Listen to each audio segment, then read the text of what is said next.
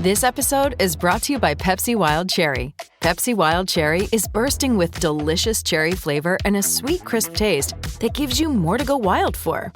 Getting wild may look different these days, but whether it's opting for a solo Friday binge watch or a big night out, everyone can indulge in their wild side with Pepsi Wild Cherry. Also available in Zero Sugar. So grab a Pepsi Wild Cherry and get wild. Introducing Royal Caribbean's newest ship, Icon of the Seas, the ultimate family vacation. The ultimate 6 slides, 8 neighborhoods, 0 compromise vacation. The ultimate never done that, can't wait to do it vacation. The ultimate chillin' by a different pool every day of the week vacation.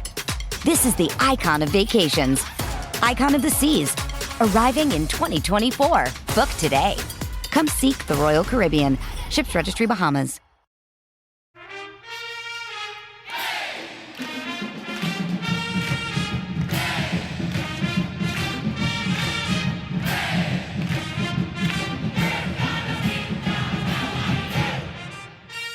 Hello, Duke fans, and welcome to episode 524 of the Duke Basketball Roundup. It is Monday, July 10th, 2023. We are back this morning to talk about a couple of Duke basketball topics, one of which is on the court this coming season for the Blue Devils, and a few of whom will be on the court in coming seasons for the Blue Devils. I am your host for this episode. I am Sam Klein. I am coming to you from a hotel room in Chicago, where last night I attended the wedding of one of my business school classmates. So we had a lot of Duke friends in attendance. I am joined, as always, by Jason Evans and Donald Wine. Donald Wine is also up bright and early because he is not at his usual home base. Donald, where and what time are you right now? Well, I am on the West Coast in San Jose, California. It is 6:36 in the morning. So thank you guys for pushing this a little bit further out so that I could get some more sleep.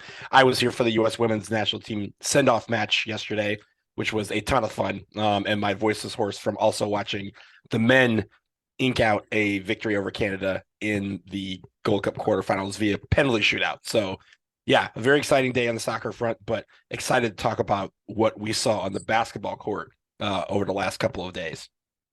Jason Evans is also here. I think he is at home. Jason, how are you? Yes, I'm boring. I'm just sitting in Atlanta, down in my basement, which is where I usually do this stuff. Excellent. All right. So the two topics today, I mentioned there are guys who are coming to Duke in future seasons that we have to talk about.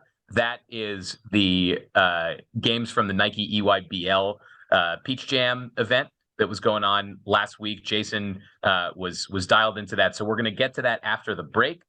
First topic, though, one of the things that we've been trying to discern the last few weeks during the offseason, especially in the context of the NCAA allowing teams to add 2 additional assistant coaches, what they call on-court but not recruiting assistant coaches for this coming season, is that Duke had a few spots to fill on the bench. We also knew that Emil Jefferson recently took the assistant coaching job with the Boston Celtics.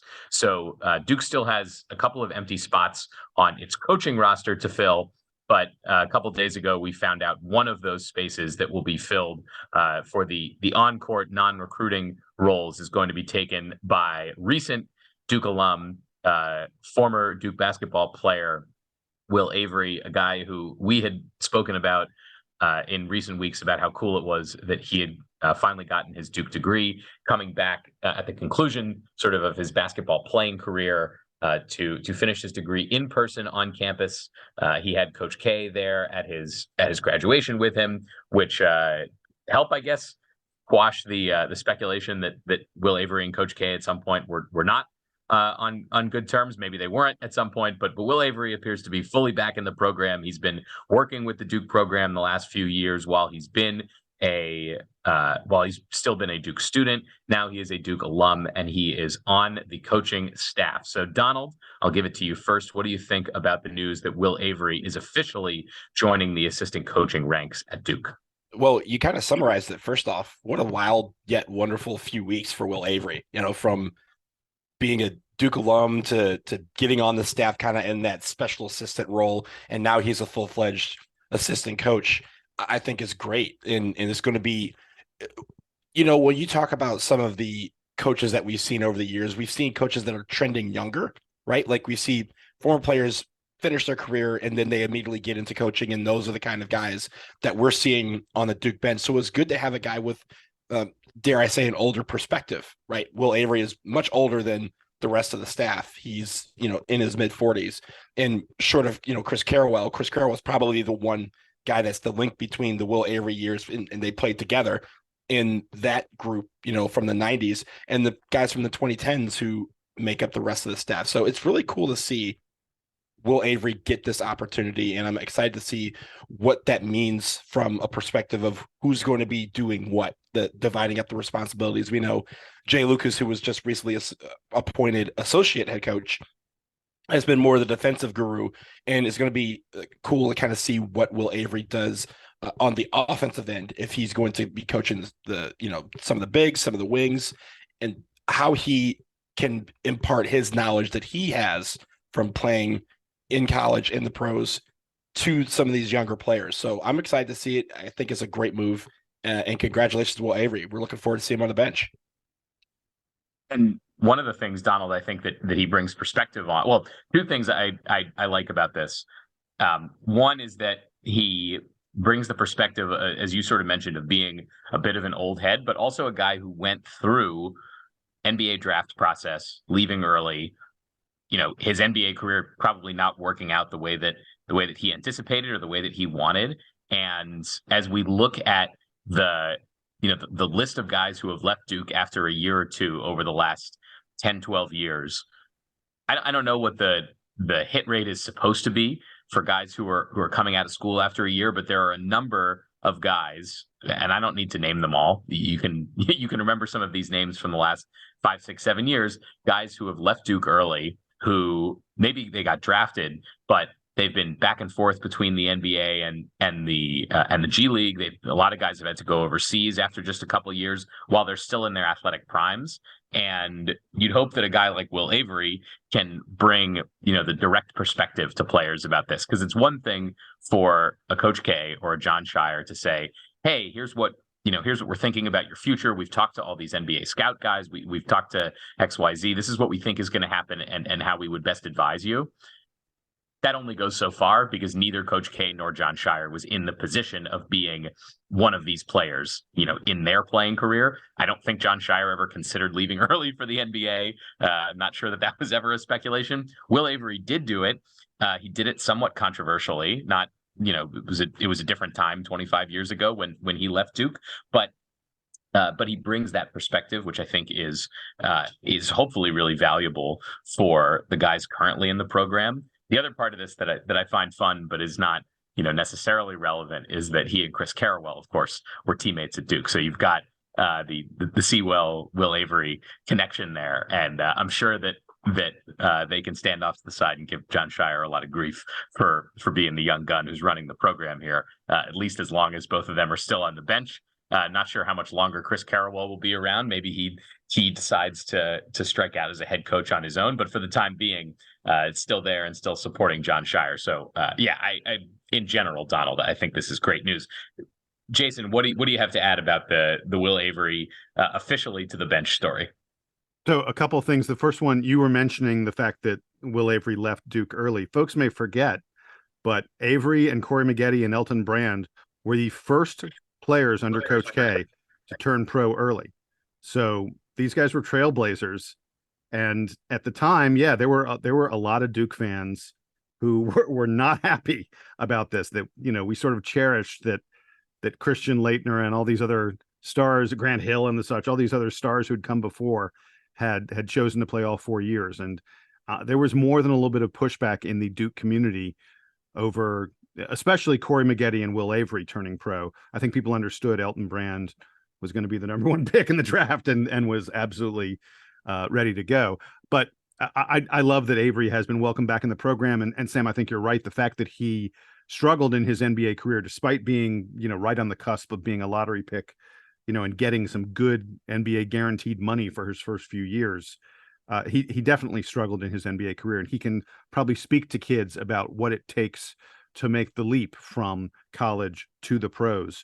The other thing I think he can speak to them about is what it takes to get the job done, because his 1999 team, a team that was ridiculously loaded with talent, a team that, as we've often spoken about on this podcast, just blew the doors off of virtually everyone they played that year. I believe they set a record that still stands for victory margin in the ACC.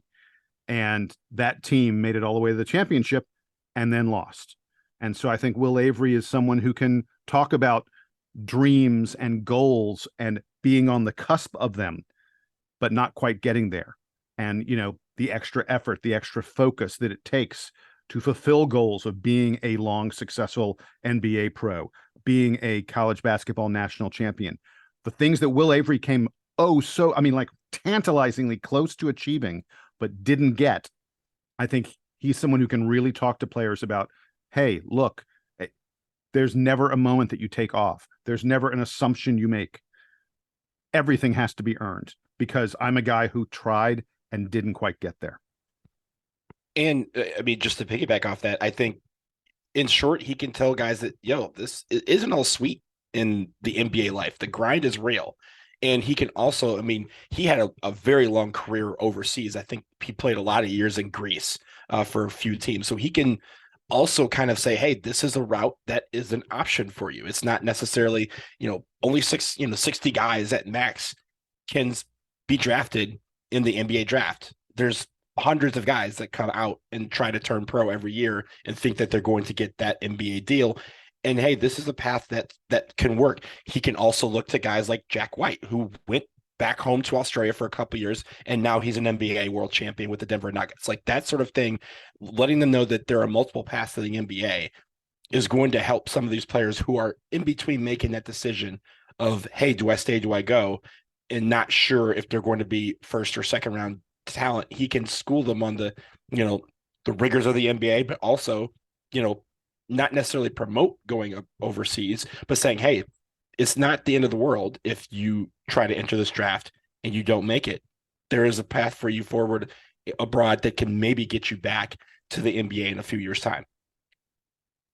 Jason, I want to look at the makeup of the coaching staff right now, because we know that there are two more roles that Jon Scheyer can fill. He doesn't have to, but you would imagine that given Duke's resources that they're going to find two more assistant coaches to put on the bench. We mentioned that Will Avery is going to be in one of these non-recruiting roles. So his focus is going to be that they're calling it on court, that coaching development, like the players who are currently in the program. That's his main focus here. Do you see any sort of larger strategy behind Scheyer giving him one of those roles as opposed to directly promoting him into the assistant coaching role that Emil Jefferson had last year? And what do you think it means for the rest of the assistant coaching search? So I think the big thing to stress there, I believe, is the fact that he's not going to be a recruiter. I think that some people have the temperament, the personality to be really great recruiters, and some people maybe don't. And that's not an indictment of anyone. It's just a matter of where your skill set, where your personality lies. And the fact that Will Avery's been with the program for a few years now, for 4 years now, they said that he's been helping out, sort of like in these unofficial capacity kind of things. I think they sort of referred to him as a grad assistant, even though he hadn't graduated yet. But I think Duke recognized maybe that at least at this stage, he's not ready to be a recruiter, to be a guy who goes out on the road a lot and is evaluating talent and then trying to woo guys and bring them to Durham. As Emil Jefferson really took a large role in recruiting, even though he'd only been there for 1 year. He and Jay Lucas are the two sort of primary recruiters, at least on last year's staff. So that recruiter role, still very much needs to be filled. And then I really feel like Duke sort of needs to go out there and get a guy who at least has positional experience as a big man, something Emil Jefferson very, very much did. Because if you look at the current makeup of the staff, Scheyer, Will Avery, Jay Lucas, those guys are all guards, and like big time guards, not like not even like, wings, slide down to small forward, kind of guards. These are guys who are in the backcourt exclusively. And then you have, Chris Carrawell, who played mostly on the wing. I mean, he was in the post occasionally, especially on defense. He was there's some legendary Chris Carrawell post defense games out there. But I feel like, with these last two spots, I think Duke needs to look to a big man for at least one of them. I know one name that's been tossed around a little bit is Sheldon Williams, who is currently in Atlanta and has been coaching for several years with the G League team that is here in Atlanta. And so he was on the show with us, and he discussed, exactly, starting that role. Yeah. So I feel like that could be a decent fit, perhaps. But it's clear Duke needs one more recruiting assistant, and perhaps it's that recruiting assistant, or perhaps it's someone else. I think they also need someone positionally to be able to talk to the big men. Jason, I know he's not a big man, but a guy who is available right now, or at least he was until a couple weeks ago, with Steve Wojciechowski. Steve Wojciechowski, when he was here, coached the bigs as an assistant coach. So I know. It doesn't have to be a big man, but yes, I feel you in the sense that it would be nice to have someone who has that understanding of what it's like to grind in the post in college. Although if Steve Wojciechowski were to come back and coach big men under John Shire, we would have to reignite all of the stupid arguments about whether Steve Wojciechowski was qualified to coach big men, which I feel like was like a top 5 terrible BBR discussion topic for like 10 straight years. So yes, only if you want to bring that nonsense back. No, we're happy for Wojo and for the role that he's got in the NBA, and hoping that path works for him. But other than that, I think that the Sheldon Williams would be an interesting pick. But as we've said before, John Shire, we can tell, is not bound by just alumni who are prospective college head coaches. He's willing to look at guys who are in other programs, guys who've had experience elsewhere.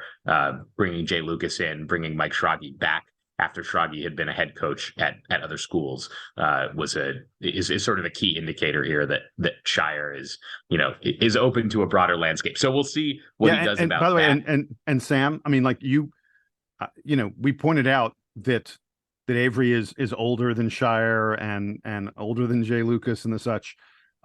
This is still a very young staff compared to a lot of other college basketball staffs. We don't have anybody in their 50s. Now, I'm not saying that's mandatory or anything like that, but it's still not a super experienced or a really old college basketball staff. So I totally get that John Shire is casting a wide net, looking around, not limiting it to people in the Duke family tree, and that he wants to find the right pieces to fit with this staff. All right, guys, let's take a quick break. On the other side, we are going to talk EYBL, Duke commits and Duke prospects who are showing out all weekend down in Augusta. Stick around.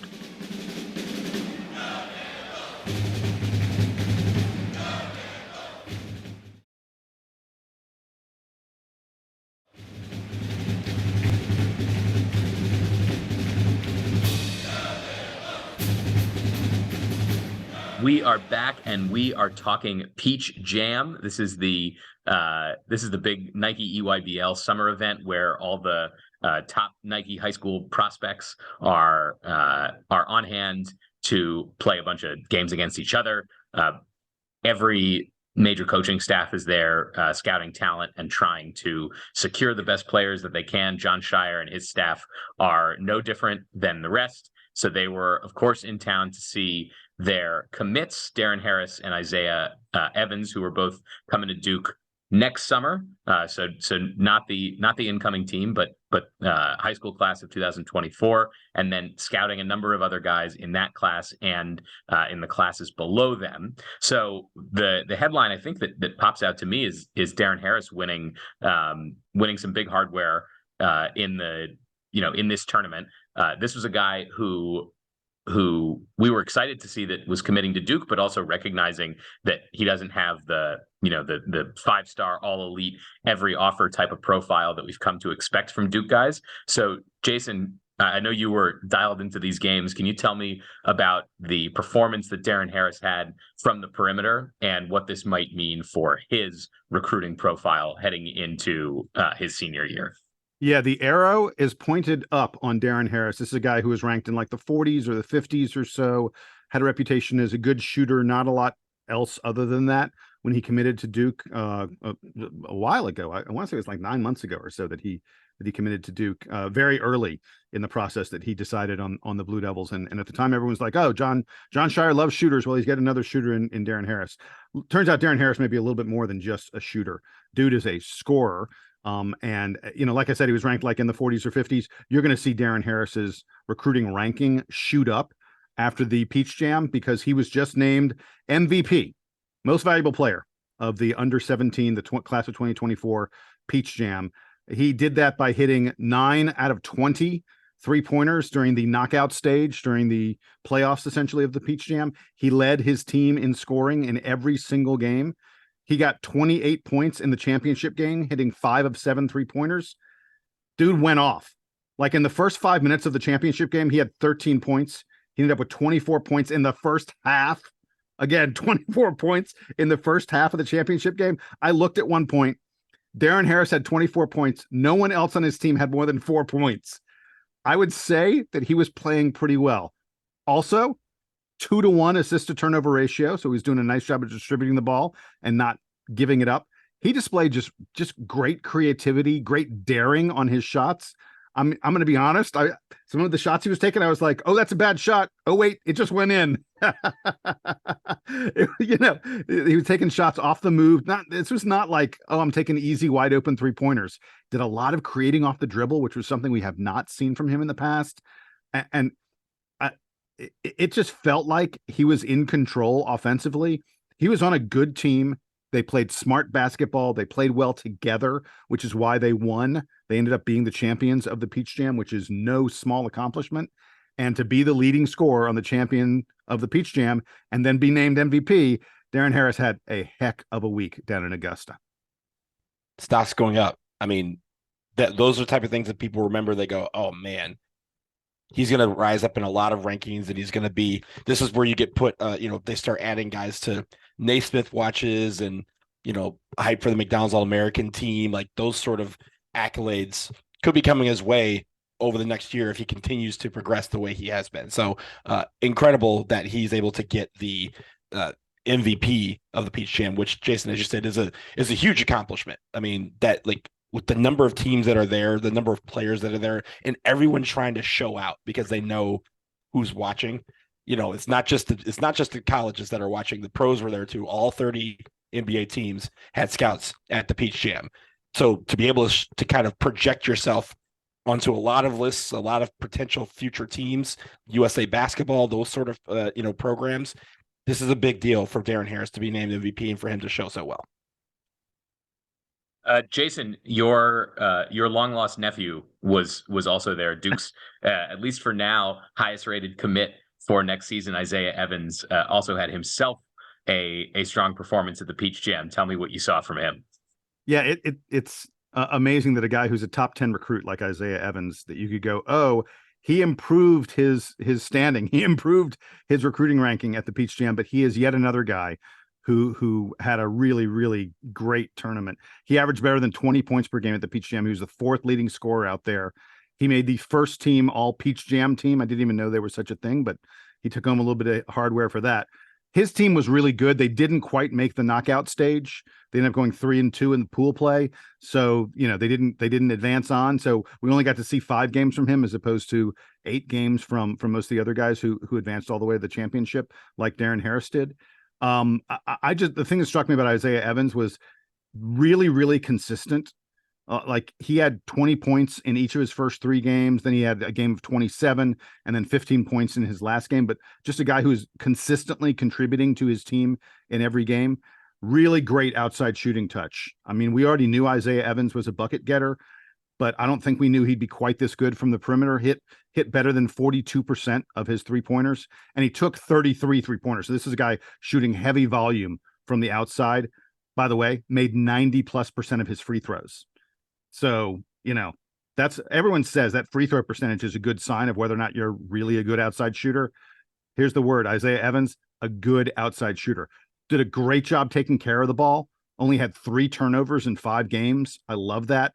and just showed again and again a really quick release, really long arms, smooth ability, elevating for his shot off the dribble, was able to get to his spots, get to where he needed to be, and make shots again and again and again for his team. It was a great, great showing from Isaiah Evans. You know, John Shire, when he was watching the 2014 guys and watching Darren Harris lead his team in scoring, and watching Isaiah Evans almost lead the entire Peach Jam in scoring. Everyone says John Shire loves shooters. He's like watching these guys. He's like, man, I got two really, really nice shooters coming in. I didn't get a chance to see a lot of Isaiah Evans, at least like some of the highlights that I've been watching. But Jason, I think that was a great assessment, because being able to elevate over opposition and shoot is something that is not natural for a lot of guys. And, you know, we have a couple of guys on this year's team that we hope will be that guy that can, you know, elevate over any defense and shoot a three and hit it with fluidity. So to have Evans kind of be waiting in the wings to come in next year to do the same thing, I'm real excited about that. He's so long. That's the thing, man. Like when you watch him shoot, his arms are everywhere. And just suddenly the ball goes up and it's like going through the hoop every time. It's almost like, you know, you see two guys jump together and then one just seems to stop and the other one seems to keep going. And that's kind of, you know, you kind of see that. It's funny. Steph Curry, 6'4". He's not the tallest point guard that ever lived. He's not the shortest, but for some reason, not only can he get his shot off quick, but there's sometimes where he will elevate and the other guy just seems to stop. And he's like, oh, I'm still going. I guess I now can see the rim and I can shoot now. And well, with see Evans, how he does it. With Evans, it's the Brandon Ingram comparisons. And when he committed, we mentioned this. It is impossible to look at his game and not see like little shades of what Brandon Ingram is. And I'm not talking about Brandon Ingram, the current NBA pro. Great player, you know, thrilled with that. But I mean, what he was in college, where it was just like all arms all over the place, but really smooth skills and ability to hit shots. So the other guys that we need to talk about are the players who Duke is still recruiting, and who a few guys who we've mentioned before on this show, all of whom we hope are coming to Duke. That's Cooper Flagg and the Boozer twins, Cameron and Cayden, all of whom had flashes in this tournament as well. They're all currently, I believe, in the 2025 class. So they're all rising juniors. There is, I was hearing some speculation that there's a world where Cooper Flagg could move up a year and accelerate his Sam. his matriculation. I've been beating that drum for a while. I really think Cooper Flagg is going to go to the class of 2024. His age makes it make a lot of sense, because he would be eligible for the draft. And you just watch his game, and you're like, this guy's ready for tougher competition. So we know, Jason, that these guys were playing against each other. The Boozer twins, of course, play on the same team, but they were going up against Cooper Flagg. So what was your impression of them or anybody else that Duke is still recruiting, that John Shire and his staff were down there to continue scouting and continue wooing? So, I mean, we could, I'd spend an hour if we talked about all the different guys that the Duke is looking at there. And I watched a lot of them. But I'll wait until, you know, their recruiting heats up a little bit more, until they commit to Duke or whatever it may be. I just want to talk about the Boozers and Cooper Flagg. And I'm going to set Cooper Flagg aside for a moment, because I know everyone wants to hear about it. And I'm going to. You sure? It's that line he had. Oh boy, he had multiple. Look, we're going to talk about. He had multiple stat lines, but let's talk about the Boozers first. I'll be honest with you. I was disappointed in Cameron Boozer's performance at the Peach Jam. Over the entire EYBL season, which was multiple cities over the course of a couple months, I want to say like 25 games or something like that, Cameron Boozer averaged close to 25 points per game, 13 rebounds per game. Well, at the Peach Jam, he only, and I say only, I mean, look, this is expectations. He only averaged 15.5 points per game and 10, almost 11 rebounds per game. Something just seemed a little bit off with him this week. He wasn't as aggressive as I expected him to be. He took more than a quarter of his shots, almost a third of his shots, from 3-point range. And he only hit 21% from out there. Look, you can tell from the way he shoots it, from the way he handles it, that he has the skill to knock down 3-pointers. But when you are his size, with his explosion and his physicality, and you're waiting on the perimeter to take 3-pointers, I'm like, I'd really rather see you dominate in the post, Cameron. You know, I think that's probably a better spot for you. He effortlessly is able to grab like 11 rebounds per game, but I was sort of like, you know what? You could be doing even more. I will say this about him. I thought he got double teamed, even sometimes triple teamed a lot this past week. And when teams came to him with double teams, he was a very willing passer looking for his teammates. This is a guy who got 6, 7, 8, 9 assists in various games this past week at the Peach Jam. He became much more of a facilitator than he's been at earlier tournaments. And that's one reason why that scoring average dipped, like I said, from like 25 down to about 15 points per game. By the way, he hit 86% of his free throws. So this is a guy who has really good shooting touch. He's so powerful. He's so smooth. Again, I feel like he was coasting a little bit. I feel like maybe he felt like he wasn't really challenged. Their team, Knight Riders, that the Boozer twins play on, is so loaded, has so much talent. They've got like 4 guys who are top 50 recruits that I felt like Cameron maybe thought he didn't really need to carry the team. And he didn't. They ended up winning the championship with him playing what some would say was sort of a subpar kind of effort. I want to really quickly get to Cayden Boozer, his brother, who is not as highly touted. Cayden is considered still like a top 20 kind of recruit, but Cameron is either the number 1 or number 2 recruit in the class. Cayden, I think, really elevated his status at the Peach Jam. He was named MVP. Again, you would have thought it would be Cooper Flagg or Cameron Boozer, but the MVP of the Peach Jam was Cayden Boozer. He had an incredible week. Scoring was great, but it was really setting his teammates up. He averaged 14.5 points per game, almost 7 assists per game. He led the entire Peach Jam in assists. He had, are you ready for it? A 5-to-1 assist to turnover ratio. That's ridiculous from a point guard. A 5-to-1 assist to turnover ratio at this level, because in high school, guys are sort of looser with the ball at these all-star tournaments. Guys are trying to make crazy plays sometimes. It is outrageous for a point guard to have a number like that. Not an outside shooter, Cayden Boozer. He only attempted 10 3-pointers in 7 games. I mean, he hit 40%, he hit 4 of them, but he's not a guy who's going to take a lot of outside shots. But he is really adept, really great at turning the corner on his defender and getting to the bucket and finishing in the lane. He does a wonderful job of using his body to shield off shot blockers and get his shot up with the other hand. He hit almost 60%, like 58% of his shots. Again, we're talking about a guard here, a point guard hitting 58% of his shots from the field. That's just crazy. And when Cameron was in a little bit of a funk and not playing well in the championship game, because Cameron did not have a good championship game, it was Cayden who stepped up. In the championship game, he got 23 points to lead his team to the win. And like in the semifinal game, he had 15 assists and 0 turnovers.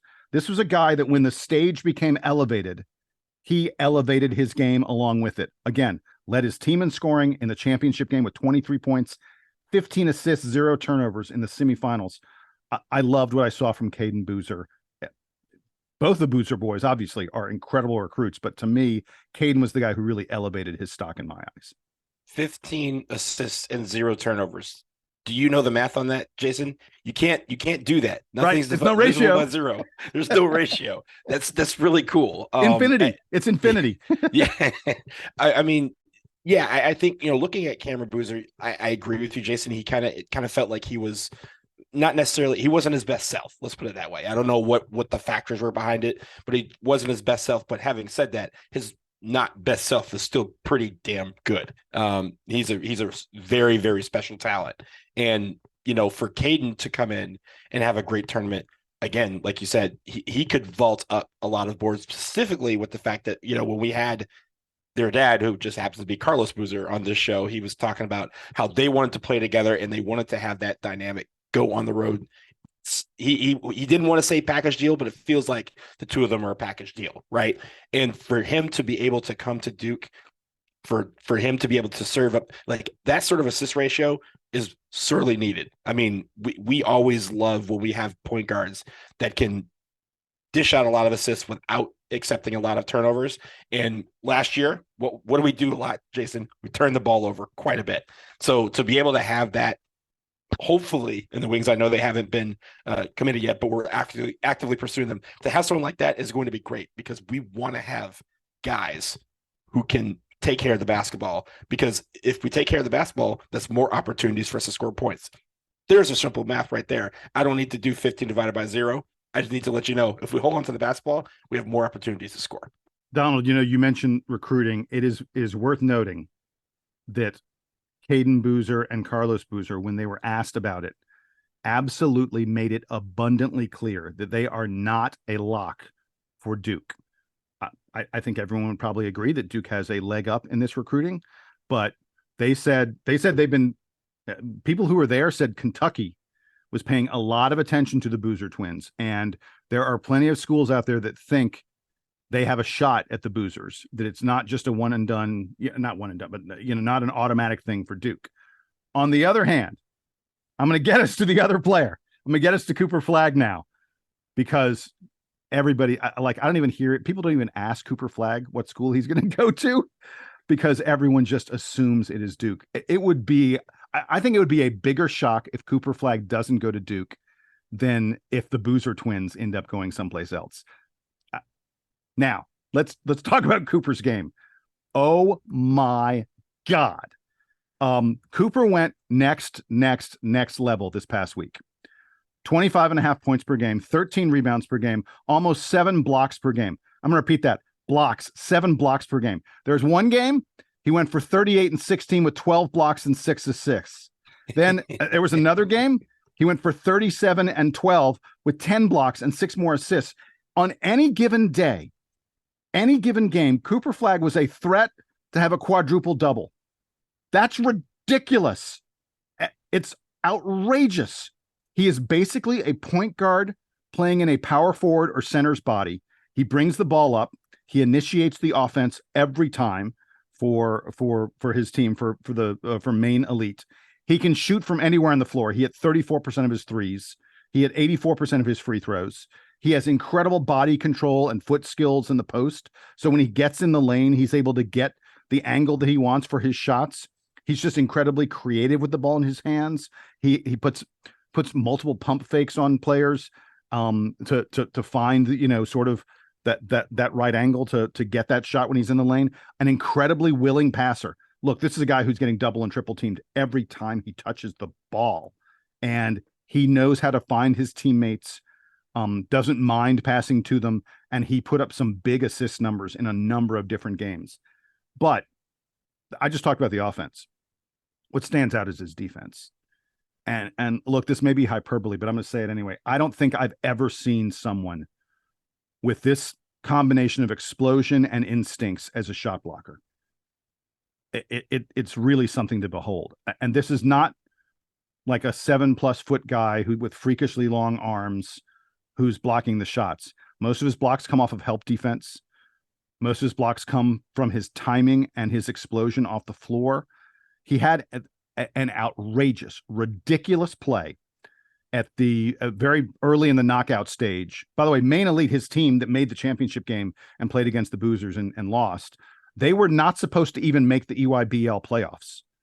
Like, in fact, it was a little bit of an accomplishment that they made it to the Peach Jam. Because they were sort of just a middling team for most of the year. And then suddenly at Peach Jam, Cooper elevated his game. His teammates came along and they won 6-7 games in a row, it was, until they finally lost in the championship. But there was a play in the early knockout stage. The final play of the game is like 7 or 10 seconds left in the game. He's guarding the best ball handler, the best player on the opposing team. And Cooper Flagg gets screened. And I mean, he gets just wiped out by this screen. And this is out beyond the 3-point line.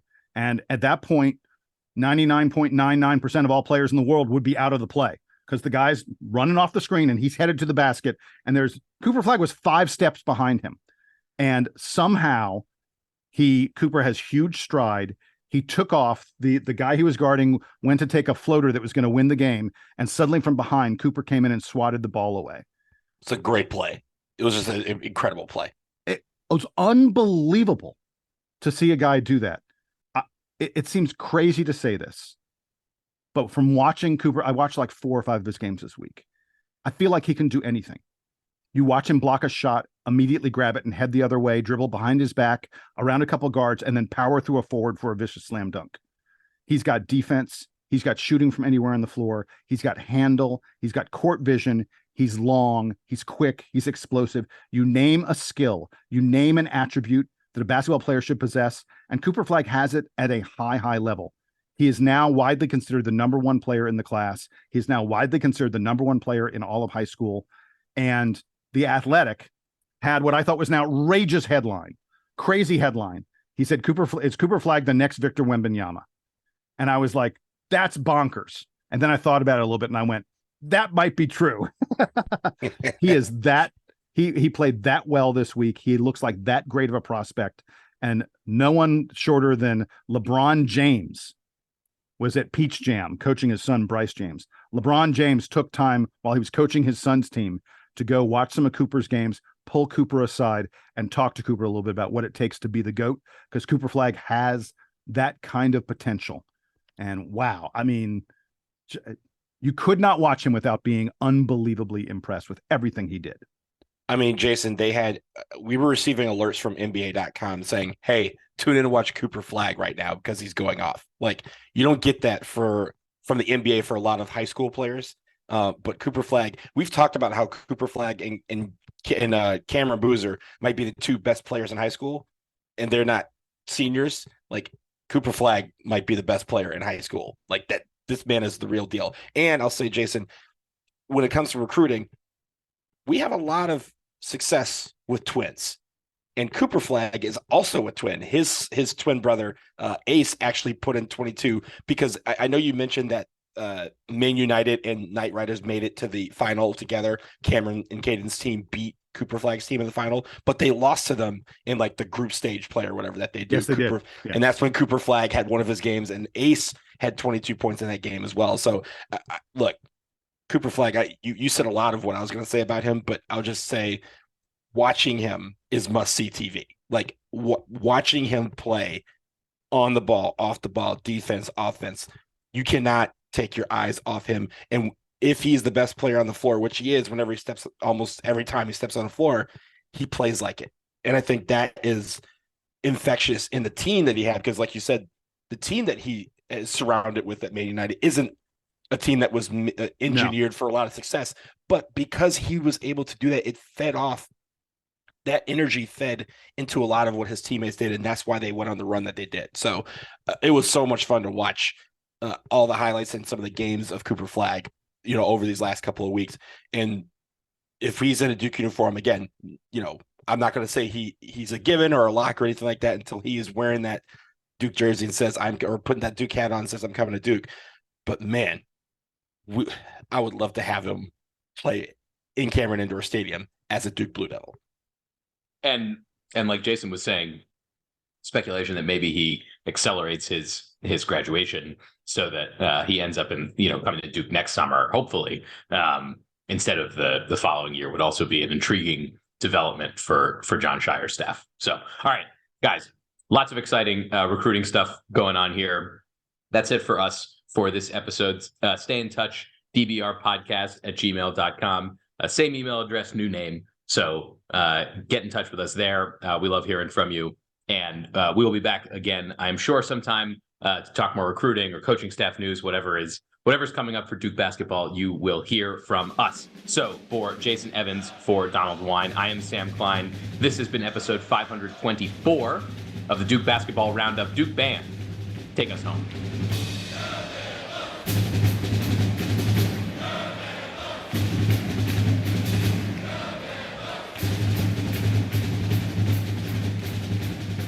Gentlemen, how we doing today? Doing all right. Yeah, I'm good. So Donald sounds hoarse. Sam sounds like he just woke up. This is going to be a great podcast. I'm the one that just woke up. It's 6:30 here. It's only 8:30 here. Yeah. Meanwhile, I've been up for 3 hours writing for CNN. CNN needs its news.